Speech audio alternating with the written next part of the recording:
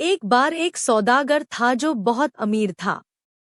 उसके पास बहुत सारे नौकर चाकर और जानवर थे। उसकी एक पत्नी थी और परिवार था और वह अपने खाने पीने के लिए खेती करता था। उसके पास जंगली जानवरों और हर तरह की चिड़िया की बोली समझने की ताकत थी। अपने मरने के समय तो वह अपनी इस ताकत को किसी को भी भेंट कर सकता था, पर अपने जीते जी वह इसे किसी को बता नहीं सकता था, नहीं तो वह मर जाता। इसलिए उसने इस बात को किसी को बताया नहीं था, सबसे छिपा कर रखा हुआ था। एक दिन वह अपने नौकरों के साथ बैठा हुआ था और उसके बच्चे उसके आसपास खेल रहे थे। उसने बैल को गधे से कहते सुना, तुम्हारे नीचे सब साफ और ताजा रहता है।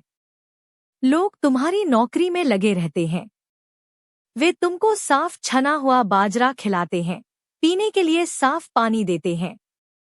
जबकि मेरे साथ ऐसा नहीं है। वे मुझे काम के लिए बीच रात में भी ले जाते हैं। मेरे गर्दन पर जुआ रखते हैं और मैं सुबह से शाम तक जमीन जोतते जोतते थक जाता हूँ। उसके बाद भी वे मुझसे अच्छा बर्ताव नहीं करते। मुझे एक बाड़े में बंद कर देते हैं और मेरे सामने वे मिट्टी मिला भूसा और दाना फेंक देते हैं। फिर मैं तो धूल मिट्टी में पड़ा रहता हूँ, जबकि तुम साफ जगह रहते हो। मैं अक्सर ही भूखा रहता हूँ, जबकि तुमको भर पेट खाना मिलता है। गधा बोला, ओ बैलों के पिता, पहली बात तो यह है कि तुम बहुत सीधे हो और दूसरे तुमको सलाह देने वाला भी कोई नहीं है। तुम ताकत और उत्साह से भरे हुए हो और तुम अपने मालिक के साथ नम्र भी बहुत हो। तुम दूसरों को सुख पहुंचाने के लिए बहुत ज्यादा तकलीफ तक सह जाते हो। अब तुम मेरी बात सुनो और अब जैसा मैं तुमसे कहता हूँ वैसा ही करो। जब वे तुमको गंदी जगह में बांधते हैं, तब तुम अपने माथे से जमीन को खुरच कर उनको यह दिखाते हो कि तुम वहां बहुत संतुष्ट हो। जब वे तुम्हारी तरफ सूखा खाना फेंकते हो, तब तुम उसके ऊपर बहुत लालची होकर गिरते हो और उसको बहुत जल्दी से खा जाते हो। पर अगर तुम मेरी बात मानोगे तो तुम ज्यादा अच्छे रहोगे और मुझसे भी ज्यादा अच्छी जिंदगी गुजारोगे। तो अब तुम मेरी बात ध्यान से सुनो। जब वे तुमको खेत पर ले जाएं, तो तुम बस लेट जाना और जब तक न उठना जब तक कि वे तुमको बहुत जोर जोर से हिलाकर न उठाएं। और अगर तुम उठ भी जाओ तो फिर दोबारा लेट जाना। जब वे तुमको खाना दे तो उसको केवल सूंघ कर छोड़ देना, उसको छूना भी नहीं। बस अपने भूसे और दाने से ही खुश रहना। तुम इसको 3-4 दिन करके देखो, तब तुमको शायद थोड़ा आराम मिलेगा। बैल ने सोचा कि गधा उसका अच्छा दोस्त था, सो उसने उसको धन्यवाद दिया और बोला, तुम ठीक कहते हो गधे भाई। अगले दिन किसान उस बैल को उसकी गर्दन पर जुआ रखकर खेत ले गया और उसको काम में लगा दिया। पर बार बार वह बैल उस हल को झटका देता था। इस पर उस किसान ने उसको बहुत मारा तो उसने अपनी गर्दन पर रखा जुआ नीचे गिराकर तोड़ दिया। वह किसान तो यह सब देखकर हैरान रह गया। उसने बैल को खाने के लिए दाना और भूसा दिया, पर बैल ने उसको केवल सूंघा और उसको वहीं छोड़कर उससे जितनी दूर हो सकता था उतनी दूर जाकर लेट गया। सारी रात उसने बिना खाए ही निकाल दी। अगले दिन जब किसान आया तो उसने सारा का सारा भूसा और दाना ऐसा का ऐसा ही पड़ा देखा और बैल को बिना खाना खाए अपनी पीठ के बल लेटा देखा तो वह उसके बारे में चिंता करने लगा। उसने सोचा कि बैल बीमार लगता है, इसीलिए यह कल खेत भी नहीं जोत सका और ठीक से खाना भी नहीं खा सका। उसने जाकर सौदागर से कहा कि लगता है बैल बीमार है, उसने कल खेत पर भी काम नहीं किया और कल से खाना भी नहीं खाया। सौदागर सब समझ गया कि ऐसा क्यों हो रहा था, क्योंकि उसने कल बैल और गधे की बात सुन ली थी। सो वह बोला, उस गधे को ले जाओ और हल का जुआ उसकी गर्दन पर रख दो। बैल का काम उस गधे को करने दो।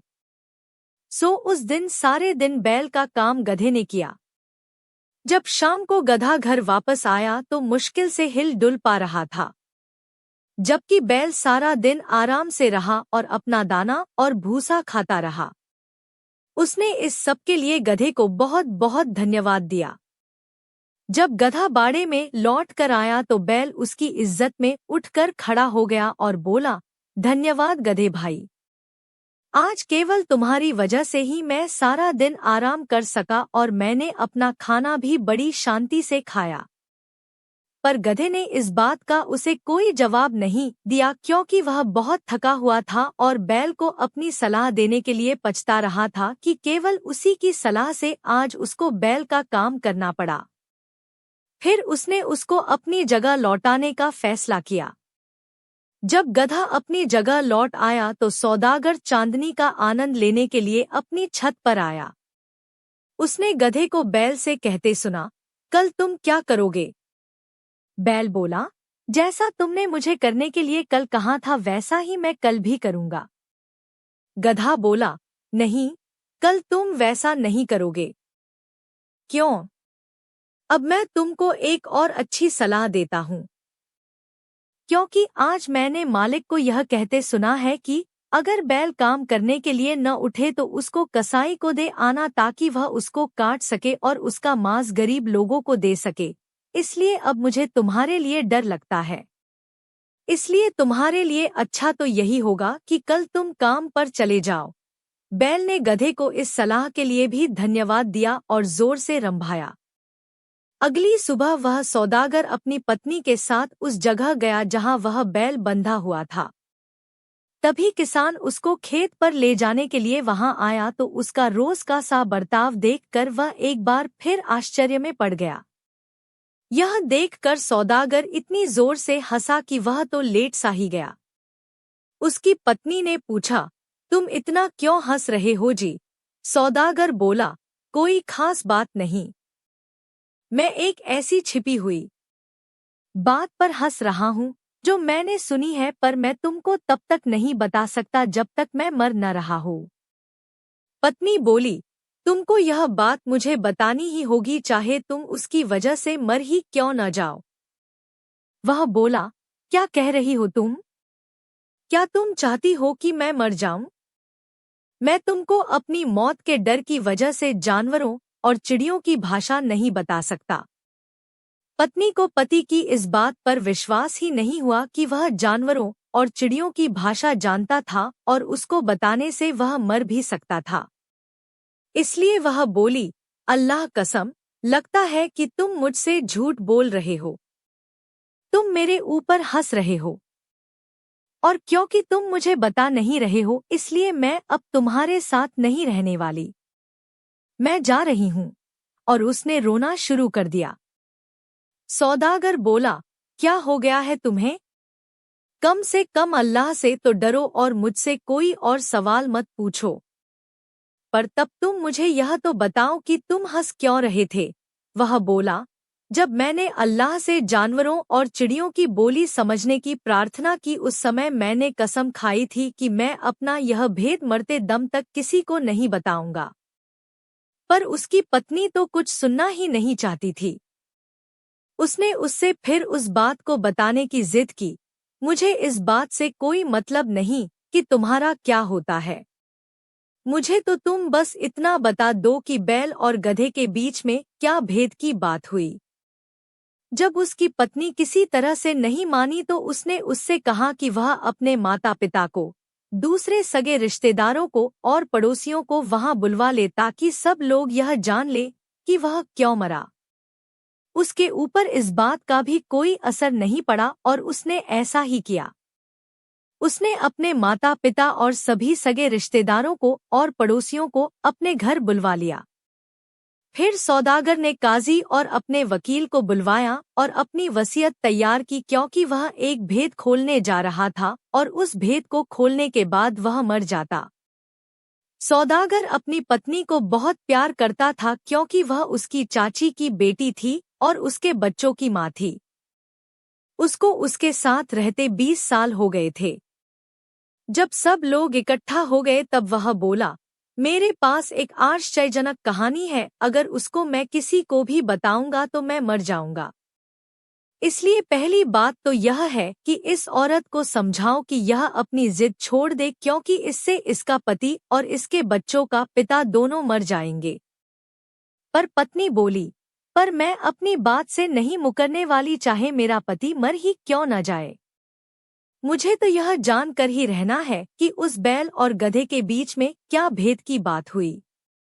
यह सुनकर सौदागर उठा, उसने वजू किया और अपनी नमाज पढ़ी और अपना भेद बताने और मरने के लिए वापस लौटा। अब हुआ यह कि उस सौदागर के पास 50 मुर्गियां और एक मुर्गा भी था। वह उनसे विदा लेने के लिए उनके बाड़े में गया। वहां उसने अपने कई कुत्तों में से एक कुत्ते को मुर्गे से बात करते हुए सुना। वह मुर्गा उस समय एक मुर्गी के ऊपर से दूसरी मुर्गी के ऊपर कूद रहा था। कुत्ता कह रहा था, तुम कितने नीच हो। जिसने भी तुमको पाला होगा वह तुमसे कितना नाउम्मीद होगा। क्या तुमको आज जैसे दिन भी, जैसा कि आज का दिन है, अपनी करनी पर शर्म नहीं आती। मुर्गा बोला, आज के दिन में क्या खास बात है, क्या हुआ आज। कुत्ता बोला, क्या तुम्हें मालूम नहीं कि आज हमारे मालिक मरने जा रहे हैं। उनकी पत्नी ने यह जिद पकड़ रखी है कि वह अपना भेद उसको बताएं, और अगर उन्होंने उसको वह भेद बताया तो फिर वह मर जाएंगे। हम कुत्ते तो उनके लिए दुख मना रहे हैं और तुम खुशी मना रहे हो। यह समय क्या खुशी मनाने का है, यह समय तो दुखी होने का है। मुर्गा जोर से हंसा और बोला, तब फिर ऐसा लगता है कि हमारे मालिक में अक्ल की कमी है। अगर वह अपने मामले एक पत्नी के साथ नहीं सिलट सकता तो उसकी पत्नी इस लायक ही नहीं है कि उसके साथ आगे रहा जा सके। मुझे देखो, मेरे पास 50 मुर्गियां हैं। मैं एक को खुश करता हूँ तो दूसरी को छेड़ता हूँ, एक को भूखा रखता हूँ तो दूसरी को ज्यादा खिलाता हूँ, और मेरे शासन में सब मुर्गियां मेरी बात मानती हैं। वह बेवकूफ है जो एक पत्नी को भी ठीक से नहीं रख सकता। इस पर कुत्ता बोला, पर तुम क्या सोचते हो कि इस समय उसको क्या करना चाहिए। मुर्गा बोला, उसको शहतूत के पेड़ की कुछ डंडियां लेनी चाहिए और उसकी पीठ पर उसको उससे रोज मारना चाहिए, जब तक कि वह रो रो कर यह न कहने लगे, मेरे स्वामी, मुझसे गलती हो गई। मैं वायदा करती हूँ कि अब जब तक मैं जिंदा रहूंगी तब तक ऐसे सवाल मैं फिर कभी नहीं पूछूंगी। उसके बाद भी उसे उसको एकाध बार और मारना चाहिए, तभी वह आजादी से रह सकता है और जिंदगी का आनंद ले सकता है। पर क्या करें, इस हमारे मालिक के पास न तो अक्ल है और न ही वह कुछ सोच सकता है। यह सुनकर सौदागर एक शहतूत के पेड़ के पास गया, उसकी कुछ डंडियां तोड़ी और उनको अपनी पत्नी के कमरे में छिपा दिया। फिर उसने उसको बुलाया, आओ यहाँ आओ इस कमरे में, मैं तुमको वह भेद यहाँ बताता हूँ, ताकि कोई मुझे देखे नहीं और बस फिर मैं मर जाऊंगा। पत्नी उसके साथ उस कमरे में घुसी तो उसने दरवाजा बंद कर लिया और उसके शरीर के हर हिस्से पर यह कहते हुए उन डंडियों से उसकी पिटाई की, अब आगे से क्या तुम फिर ऐसे सवाल पूछोगी जिनसे तुम्हारा कोई मतलब नहीं है। वह उसको तब तक मारता रहा जब तक वह मार खा खा कर बेहोश नहीं हो गई, और जब तक वह उसे मारता रहा वह बार बार यही कहती रही, मैं सच कहती हूँ, मैं अब आपसे कोई सवाल नहीं करूंगी, मुझे छोड़ दीजिए, मैं अब आपसे कुछ नहीं पूछूंगी। फिर पत्नी ने पति के हाथ और पैर दोनों चूमे और दोनों उस कमरे में से बाहर आ गए। अब वह एक बहुत ही अच्छे स्वभाव की औरत बन गई थी, जैसी कि उसको होना चाहिए था। पत्नी के माता पिता अपने दामाद को जिंदा देखकर बहुत खुश हुए और सौदागर ने इस तरह से मुंगेर से अपना घर चलाना सीखा। फिर वे मरते दम तक खुशी खुशी रहे। ऐसा ही मनोहर कहानियाँ देखने के लिए हमारे चैनल को सब्सक्राइब करें और वीडियो को लाइक करें, एक कमेंट करें कि हमारा वीडियो कैसा लगा। धन्यवाद।